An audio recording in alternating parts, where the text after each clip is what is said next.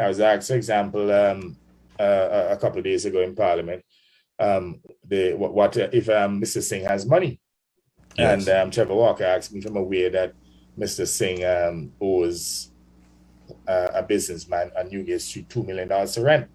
I presume that businessman is Mr. George Ryan. I believe it's City View, the Metropolitan University premises. Now, what that has to This do with is me? Antigua Newsroom. I Correct. mean, Mr. Singh is a private businessman, and if he owes Mr. George Ryan $2 million, it's for George Ryan to take appropriate action. That has nothing to do with me.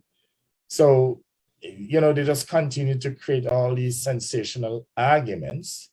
I mean, that's a private contract between George Ryan and Mr. Singh. And if Mr. Singh doesn't have any money, then ultimately his business will crash and he perhaps will just have to leave the state.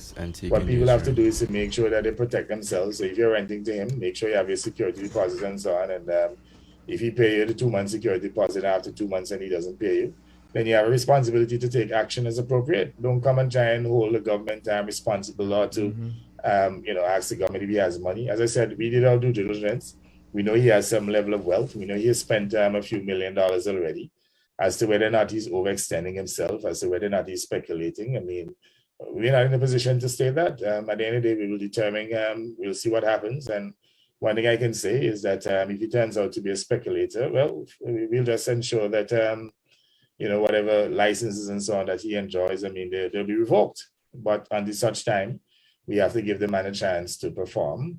And I don't see why they should be personalizing these issues. As I said to them, we're not in a position to pick winners and losers. If a man comes and he presents himself that he has 500 acres of land and, he can develop the property, he pays the license fees and so on, we're duty bound to give the license and wish him all the best. If he fails, he fails. There are many businesses that start and fail. And, sometimes two people may well be speculating and they end up being successful. Some people speculate and they fail.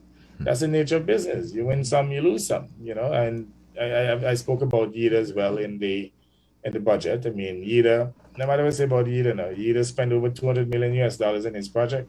And I don't see how they can consider Yeater a failure. They can say he underperformed based on the promise that he made.